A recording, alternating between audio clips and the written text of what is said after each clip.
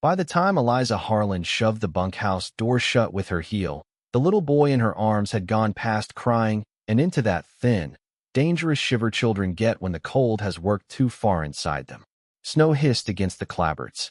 6 men looked up from a table of beans gone gray in the lamplight. The tall one by the stove started to rise. "Ma'am," he said, voice flat as split pine, "this ain't a place for." She did not wait for the end of it. She set the boy down on a bench, pulled the girl close with one hand, and crossed to the cookstove that had burned down to a red sulk.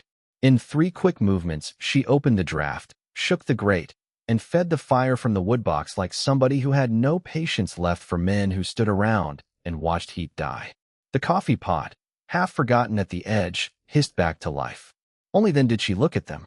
"I'm not asking for your beds," she said. Snow crystals clung to her lashes and did not melt.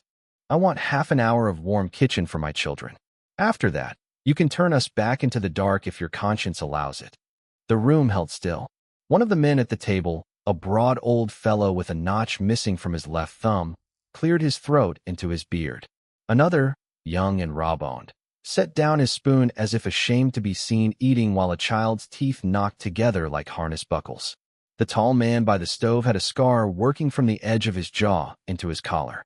He watched her with the careful wariness people save for skittish horses and wounded strangers. "If you're settling in with us tonight, tell us in the comments where you're listening from. There's something fine about knowing how many lights are burning out there beyond this one." Eliza put her palm over the coffee pot lid, gauging the heat without thinking.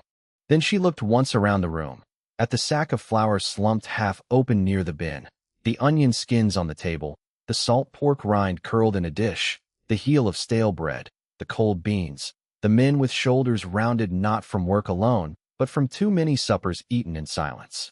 "You're keeping the draft wrong," she said to no one in particular. "And whoever boiled these beans ought to apologize to God." The old man barked a laugh before he could stop himself. The scar-jawed man did not laugh. "You got a name?" "Eliza Harlan." "The children?" The girl answered before Eliza could. "I'm Ruthie. He's Caleb." Caleb had climbed onto the bench and pressed both hands to the stove door as if he could crawl inside. Ruthie stood very straight in a coat too short at the wrists, chin lifted with the brittle pride of a child who had already learned humiliation was easier to bear when your back stayed straight through it. "I'm Gideon Pike," the tall man said. "This is Half Moon Bunkhouse. We ain't got hiring on just now." "I didn't ask for hiring on."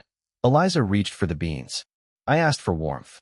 She tipped them into a pot with the coffee dregs, added sliced onion, shaved in salt pork so thin the fat turned transparent under her knife, then crumbled the stale bread with a hard hand and let it soften into thickness.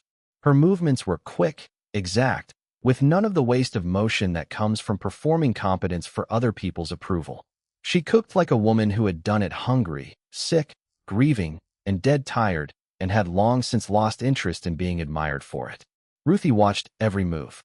The young hand at the table, nervous fingers always touching the brim of his hat, said, "You from town?" Eliza nodded once. "Thought the hotel was keeping families through thaw," he said. "It was," she answered. "No more than that." But something in the way the words came, scraped clean of complaint, made the room understand enough. Someone had kept them until payment ran out. Then the weather had become their problem again. Gideon reached for the ladle when the pot began to steam. Eliza's hand beat his there. Their fingers brushed, and he pulled back as if heat had got him. "You run the crew?" she asked. "I keep it moving. You've got 3 sacks less flour than you've been buying, 2 men who need more fat in their meals, a chimney drafting smoke back into the room, and children cold enough to turn blue if you push them out tonight." She looked up at him then, steady and unsmiling. "So keep it moving if you must. I'm feeding them first." The old man with the missing thumb stood and fetched bowls without being asked. "Name's Toe-Brenner," he said. "I've seen worse luck come in through a doorway, though not by much." Another man at the far end, a dark-mustached hand who polished his spectacles though one lens stayed scratched white, rose to cut more wood. A younger black cowboy with patient eyes and a tobacco tin full of saved coins slid the salt toward Eliza. One by one, without calling it kindness, the men made room. Ruthie thought enough to speak. "Mama can make a supper out of near about nothing." Eliza stirred the pot. "Don't brag on poverty, honey. It's not a talent." Caleb laughed then, a small sound but alive, and every man in the room turned as if he had struck a bell.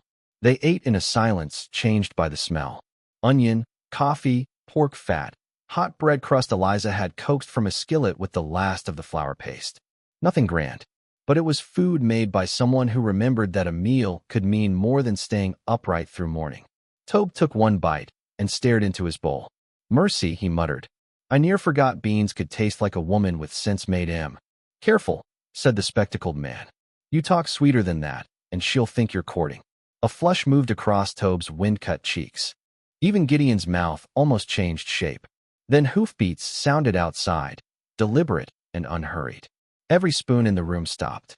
Gideon set his bowl down first. "Stay by the stove," he told Eliza. The door opened on a rush of dark and snow and a man in a beaver-collared coat, far too fine for work. Silas Pritchard carried cold the way rich men carry perfume, as something touched them but never seemed to enter their bones. His gloves were kid leather. His mustache was waxed. He looked around the room and saw everything at once. The bowls, the children, the surprise of comfort where he had likely expected defeat. "Well," he said, "half-moon's risen in the world." No one asked him in. Silas brushed snow from his sleeve. "Evening, Pike. Came on business." "You always do." Silas smiled, but there was no warmth in it. "Note comes due Saturday. Feed advance, supply credit, winter carry. You know the figure." Gideon said nothing. Silas drew folded paper from his coat and laid it on the table beside Eliza's skillet, as if he enjoyed setting ruin down among ordinary things. $783.16. By noon Saturday. Failing that, the herd, Lower Meadow, and improvements become mine. Ruthie went very still. Caleb pressed against Eliza's skirt. Tobe swore softly. Silas's gaze drifted to Eliza and the children. "Didn't know you'd opened a nursery, Pike. Though maybe that's prudent. A lonely place always looks smaller once children stand in it." Eliza met his eyes and found the particular kind of meanness that comes dressed as polish. He was the sort of man who could foreclose on a widow and call it arithmetic. "You own the hotel in town," she said. His smile widened. "I own the note on it. And you put us out this morning." "I ended charity this morning," he corrected. "There's a difference." Gideon moved then, just half a step, but enough that Silas took notice. "Now," Silas went on lightly, "Mrs. Harlan, isn't it? If this arrangement here proves unsuitable, I do have use for a respectable woman in my house. Kitchen, wash, tending to my aunt. Children could have a warm room in the back. Provided, of course, you prefer certainty to this." He spread his hand at the bunkhouse. Eliza looked at the paper on the table, then the men around it, then at Caleb asleep again against Ruthie's shoulder, finally warm enough to doze upright. "I prefer not taking offers from men who make children bargain for heat," she said. The old beans and the new supper and the whole room seemed to pause and listen to what she had done. Silas's face changed very little, but enough. "Saturday," he said to Gideon. "Bring money or vacate. And Pike, if I were you, I'd be wary of growing sentimental. It's a costly habit." He left the paper there and went. For a long while after the hoofbeats faded, nobody spoke. The stove ticked. Wind pressed at the walls. Gideon picked up the note and folded it once. "You and the children can take the loft over the kitchen tonight." Eliza lifted her chin. "And tomorrow?" "Tomorrow," he said, "you go back to town." "No." It came out so fast Ruthie startled. Gideon's eyes narrowed. "This ain't a family place." "Nothing is, if folks keep saying that until all the families are frozen out of it." Eliza wiped her hands on her skirt. "You need a cook. I can see it on every shelf in this room. I'll work for room, meals, and a little wage if there's one to be had after Saturday. If there isn't, I'll still have bought my children a few hot nights, and that's more than the town gave me. It's rough here. So is hunger. You don't know what comes with a ranch note and a man like Pritchard on it." "No," she said quietly. "But I know what comes with a child asking whether cold can kill you in your sleep, and having to tell him the truth." That landed somewhere deep. Tobe stared at the table. The young hand with the hat brim swallowed hard. Gideon looked away first. "You stay till Saturday," he said at last. "After that, if the ranch goes under, we all go our own roads." Eliza nodded once, as if she had just concluded a fair bargain in a dry goods store and not altered the shape of all their lives. That night, in the loft over the kitchen, Ruthie whispered into the dark, Mama, is he a bad man? Eliza knew without asking which one. No, she said of Gideon Pike. Just a lonely one. And the other? Eliza pulled the quilt higher over both children and listened to the wind pry at the corners of the building. The other, she said, is the kind of man who mistakes power for proof he was right to want it. Ruthie was quiet a moment. Are we safe here? Eliza looked down through the cracks in the loft floor. Below, the bunkhouse fire glowed low and red. She could hear boots being set near the stove, a cough, the small ordinary noises of tired men bedding down inside walls they did not call home. For tonight, she said, we are warm. By sunup the next morning, Half Moon smelled like yeast, coffee, and bacon grease instead of despair. Eliza had found 2 forgotten crocks of starter in the pantry cellar and bullied them back to life. She cut salt pork into the skillet with enough onion to make the whole room wake grateful. By breakfast, the men were sitting up straighter. By dinner, Tobe had fixed the chimney. By supper, Miguel Ortega, the man with the scratched lens, had repaired the loose rung on Ruthie's chair and tried to pretend it was an accident. Gideon watched all of it from a distance that was not really distance at all. He noticed when Caleb coughed in the night and put extra wood by the stove before dawn. He noticed when Ruthie's boots split and left a pair of mended overshoes by the kitchen door without explanation. He noticed everything except how plain his noticing had become. Eliza noticed that too. She also noticed the shelves. A cook knows a place by its stores the way a doctor knows a patient by the pulse. Half Moon's sacks and bins told a crooked story. Coffee nearly gone, though the ledger marked a fresh barrel delivered 10 days prior. Flour light by 40 pounds. Beans missing. Salt short. Lantern oil billed twice.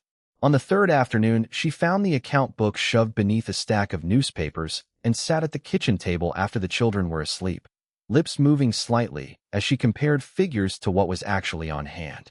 Gideon came in from the barn carrying snow melt on his shoulders. What are you doing? Trying to decide whether your man Pritchard is a fool or a thief. One dark brow lifted. She turned the book so he could see. These entries say he delivered 12 sacks of oats the first week of March. There are 6 oat sacks in the store shed, and 3 have his mercantile stamp cut off the corner, which means they were sold to somebody else first. Here, this one says coffee, sugar, beans, and lamp oil all on the same day. But Miguel told me the Bridge Creek flooded that morning and nobody hauled anything through for 2 days. Gideon stood very still. You read figures this quick? My father ran freight before his lungs gave out. He used to say a bad ledger lies in the same places a bad man does, too smooth where it ought to show strain. She tapped the page. These numbers are too smooth. He pulled out the chair opposite her and sat. Though he looked as if sitting at a kitchen table with a woman after dark was not a habit he trusted himself with. Ezra handled the accounts before he died, he said. Ezra Quill. He nodded. Owned the place. Left me managing after the die-up gutted him. Pneumonia took him in February. Eliza's finger stopped on the page. In February? 7th. She looked down again.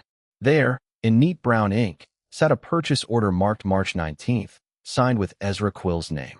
She raised her eyes slowly.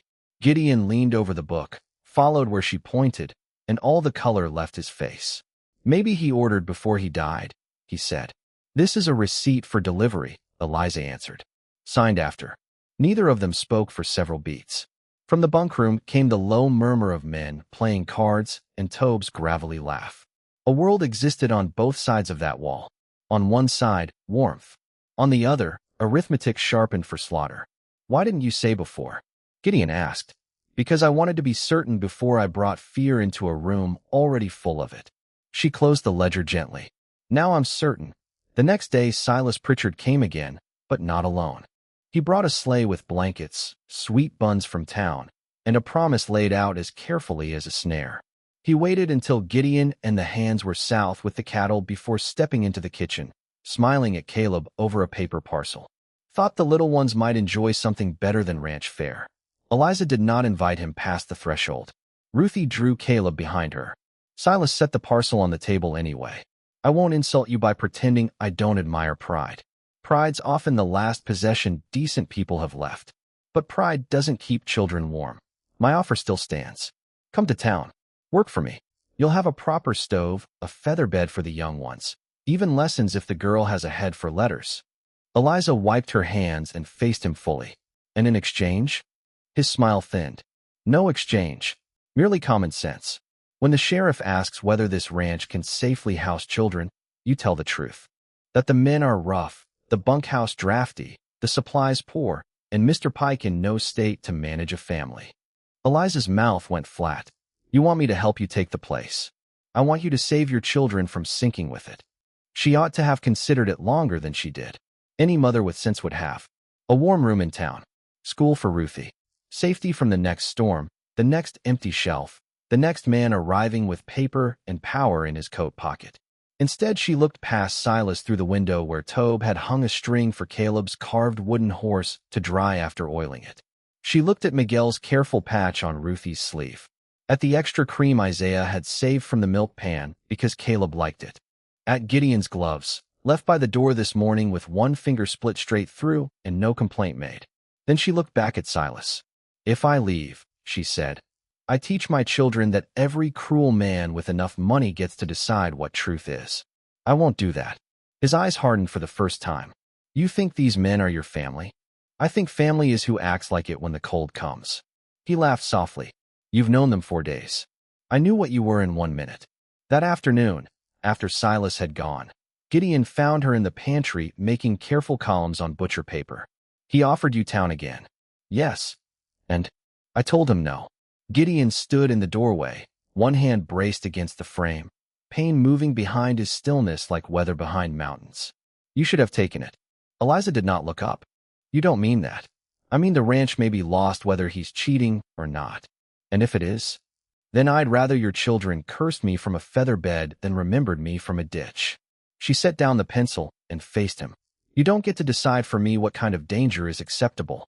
Not after I've chosen. A flicker passed over his expression. Respect, surprise, maybe anger at being known. Ruthie came in carrying folded dish towels. Mama, Mr. Tobe says the mare by the South Corral won't let anybody near her. Eliza was already on her feet, because they keep reaching for her head before they've spoken to her.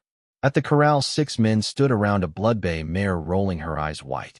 Eliza stepped through the rails, spoke low from the side, not touching her at first, only letting the horse learn her voice. Then one hand to the neck, one to the jaw, steady and sure.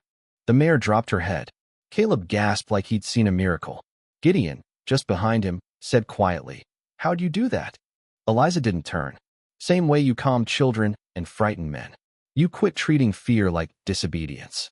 That evening, with lamplight on their faces and the wind quiet enough to hear Spoon's meat bowls, Tobe said the line they would all remember for years. Folks talk like being needed is a burden, he muttered, almost to his stew. Truth is, it's about the only thing that keeps a body warm after dark. No one answered. The words sat between them like something truer than any man there had intended to say aloud. If you were in Eliza's place, tell me true. Would you have taken the sure roof in town, or stayed with a handful of half-broken people and a chance that might fail? There's no easy courage in either answer. The storm came that night, though not from the sky. Caleb woke Eliza just after midnight with his hand over her mouth. Horses, he whispered. Not ours. She was out of bed before the last word left him. Through the loft crack, she saw a lantern light move wrong across the yard. Too low, too hurried. Men were in the remuda. Eliza? Gideon's voice rose from below as his bunk creaked. Outside, she hissed. More than one. The bunkhouse went from sleep to motion in a single breath. Boots, rifles, curses bitten short. Eliza dragged on her coat, shoved Ruthie and Caleb behind the flour bins in the pantry cellar, and pressed the heavy latch down. Don't open till you hear my voice, she said. Then she ran after the men. The night was raw black and knife cold. Snow from days back had crusted hard enough to ring under boots. At the lower corral, the gate hung open, and the best saddle horses were gone. Isaiah knelt, touched the ground, and rose. 3 riders, maybe 4, headed east to the old line shack. Pritchard, Tobe spat. Gideon swung into a saddle with the kind of clean speed Payne learns to hate but cannot stop. Miguel, stay with the women. I am the woman, Eliza snapped, already hauling herself into the wagon seat behind the team. And if those horses are gone, so are your chances Saturday. I know the track to the line shack from the freight road. Move. He should have argued. On another night perhaps he would have.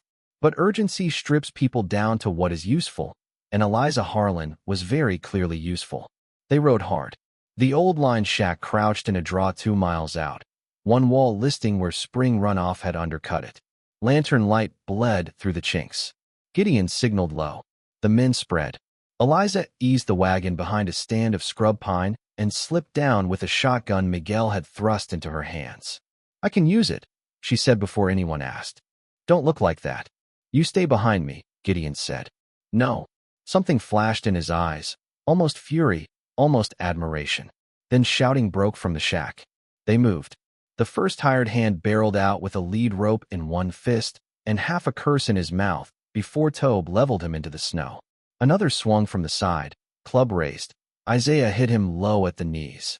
The night filled with grunts, hooves, splintering wood.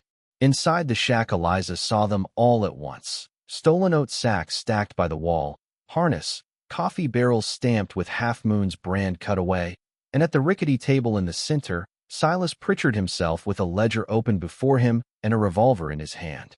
"Well," Silas said, breathing hard but smiling still. "The cook rides." Gideon stepped in first. "Drop it." Silas flicked the gun toward the stacked sacks. "You've been paying for my expansion, Pike. Was only fair. You never had the head for business. You forged Ezra's name," Eliza said. That made him look at her. Truly look. It was the look a man gives when he has underestimated a woman and discovers, too late, that underestimation cuts both ways. "Did I?" he said mildly. "Can you prove it?" Before she could answer, a small cry came from outside. "Caleb!" Eliza's whole body turned toward the sound. He had not stayed in the cellar. God help him. He had followed the wagon trail on small, brave feet and now stood in the shack doorway, white-faced, one mitten gone, eyes huge. Silas moved fast then, faster than anybody expected. He caught Caleb by the coat and hauled him against his side, gun to the child's temple in one smooth, ugly motion. Everything stopped. Eliza did not scream. The scream rose, and she put both hands around its throat and killed it before it got out. Because screaming is for after, and mothers in the middle of danger do not have the luxury. "Let him go," Gideon said. His voice had gone low enough to freeze. Silas backed toward the table. "Sign the Creek Meadow over tomorrow, Pike. Tell the bank you failed. Tell the sheriff I was only securing what was mine. Or I swear this whole foolish business ends with the boy dropping in the snow." Caleb was crying now, not loud, just those terrified little catches of breath that ruin a woman if she lets herself hear them too clearly. Gideon took one step and Silas cocked the hammer. Then the lantern on the shelf went over. Later Eliza would not know whether Tobe kicked the shelf or Isaiah's shoulder struck it in the struggle. She would only remember fire hitting spilled kerosene and leaping along the boards like a living thing. She would remember Caleb twisting from Silas's grasp in the instant every eye turned to flame. She would remember Silas grabbing for him again. And she would remember Gideon moving between. The shot cracked deafeningly in the shack. Gideon staggered once. Eliza did not think. She swung the iron of the shotgun stock like an axe and caught Silas across the wrist. The revolver flew. Caleb dropped and crawled. Fire climbed the wall. Somebody shouted her name. The side ledger on the table curled at one edge in the heat. Eliza lunged for it. She snatched the book, slapped at sparks with her bare hand, grabbed Caleb by the collar with the other, and drove them both toward the door while the men crashed around her in smoke and shouting. They got out as the roof began to go. In the snow beyond the blaze, Gideon sank to one knee, blood darkening the side of his coat. Silas Pritchard was gone, vanished into the black with one of his riders and the horses he could still steal. The old shack roared up behind them, burning away proof by the second. "Eliza," Gideon said through clenched teeth. "The book." She opened the singed ledger with hands that shook only now, only because Caleb was alive and the worst had almost happened. There, between smoke-blackened pages, were columns of names and amounts. Half Moon, Rollins Creek, Boyd Place, Bledsoe. Beside the sheriff's name, regular little notations in the margin. Cash, beef, favor. The lawman had been eating from Silas's hand. Eliza looked up at the men around her, their faces orange with firelight and fear and rage, and felt the world close in. Not just debt, not just theft. The law itself bent against them. "We're not fighting a bill," she whispered. "We're fighting a system." Tobe spat blood into the snow. Then we best quit being polite. Back at the bunkhouse, while Miguel and Isaiah barred the doors and Ruthie sobbed into Tobe's coat with the terrible dignity of a child trying not to, Eliza set Gideon on the kitchen table and stitched the bullet crease in his side by lamplight. The wound had gone through meat, not gut, thank God. Still, his face had gone gray enough to make the lamp flame look bright by comparison. He gripped the table edge while she cleaned it with whiskey and cloth. He made no sound until the needle passed through skin the first time. Then his breath left him hard through his nose. Good, Eliza murmured. Hate a stoic man. Makes the rest feel lazy. One corner of his mouth twitched. You always mock the wounded. Only the ones who argue with me for sport. The room had gone very quiet. Tobe had taken the children to the bunk room. The others gave them space without making a ceremony of it. Wind rubbed the eaves. The stove kept up its low, faithful breathing. Eliza tied off the last stitch and pressed fresh bandage to his side. When she straightened, Gideon was watching her with an openness he had denied himself all week. I had a boy, he said. She stilled. 5 years ago. Named Thomas. He looked not at her, but at the hook where the coffee cups hung. Fever came while I was on a late drive. My wife sent word. I kept thinking one more day, one more contract, one more creek crossing, and I'd be back with money enough to fix everything. By the time I rode in, there were 2 graves under the cottonwoods. Eliza sat on the bench across from him. I've spent every day since convinced children are safer away from me, he said. Safer from my bad timing. From what I failed to choose in time. She folded the bloodied cloth very neatly before answering. My husband died under a freight wagon outside Hannah. Axle snapped. They brought him home on grain sacks and told me it was God's will, as if that made it gentler. Her voice stayed even, but only just. For a long while I kept waiting for life to make reparations. It never did. After a while you stop expecting fairness and start praying for enough wood, enough flour, enough strength not to frighten the children with your own fear. Gideon looked at her then. Really looked. The loneliest thing God made, he said softly, wasn't winter. It was a man who decided he deserved it. The words landed between them with such simple truth that Eliza had to blink hard against what rose behind her eyes. She reached for the ring of keys hanging on the wall. One iron key on a rawhide thong was larger than the others, worn smooth from years in someone's pocket. What's this? The main house pantry. Back room too. He swallowed. Been locked since Ezra died. No reason to open it for men who only slept here. Eliza turned the key in her hand. Gideon held out his palm. Slowly, she set the key in it, thinking he meant to take it back. Instead, he closed her fingers around it. A house ain't made by boards holding still, he said. It's made by the people who stay. That was the line Ruthie would repeat to her own daughter someday. That was the line Tobe would mutter over whiskey 20 years later when some fool asked him when Half Moon first started feeling like home. It entered the room plain and quiet, and there it remained. If this story is finding a tender place in you tonight, you are exactly who it was meant for.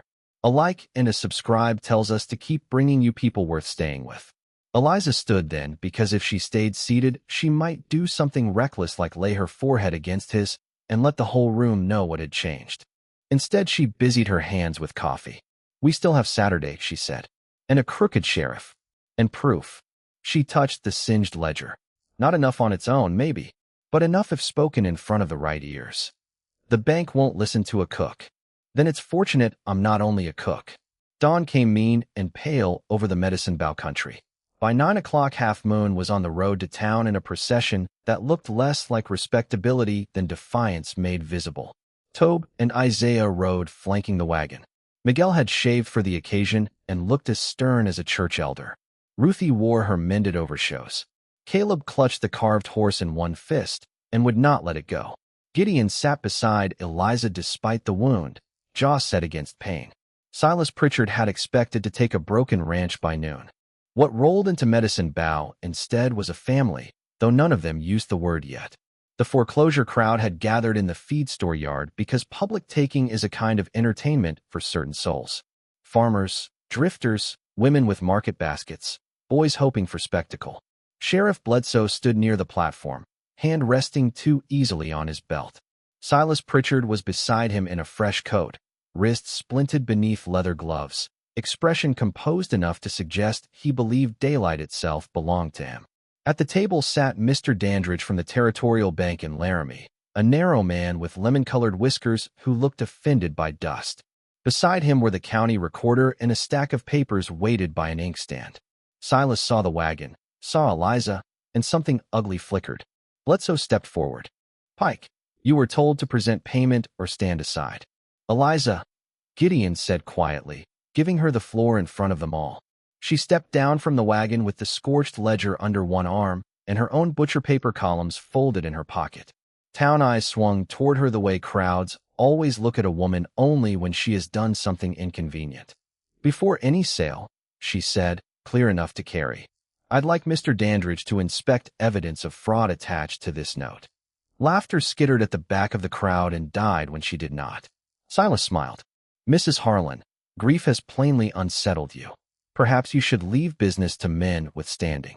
Eliza turned the side ledger open and began to read. March 19th.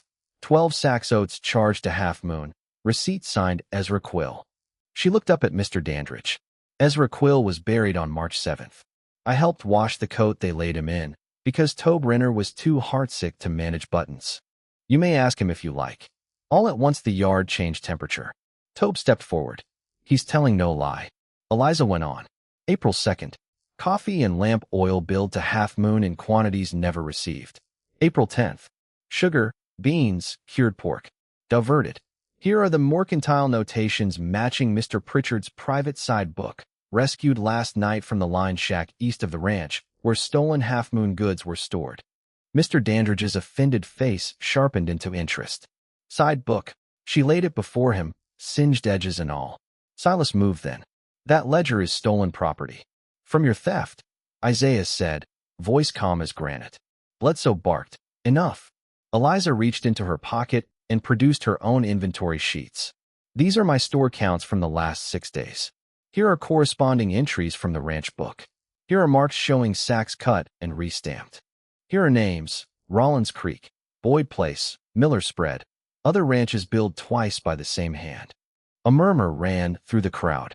Someone from the back shouted, "Boyd took on lamp oil all winter."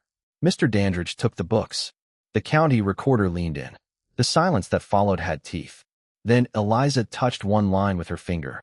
"And here," she said, "is Sheriff Bledsoe's name. 3 times in 4 months. Beef. Cash. Favor." Bledsoe's face purpled. "You watch yourself." "No," Eliza said, and for the first time her anger showed, bright and cold and righteous. "You watch me. I am done watching men like you decide what can be stolen because the people being robbed are tired and underfed." There it was, the harder woman she had become, the one who no longer asked only for enough warmth to survive, the one who stood in open daylight and made powerful men answer. Silas's polish cracked. He lunged across the table for the ledger. Eliza had been expecting that since dawn. The coffee pot in her hand had looked domestic right up until she threw it. Boiling black coffee hit his good hand and the side of his face. He screamed, more from shock than injury, and staggered back. The revolver he'd gone for clattered from his coat.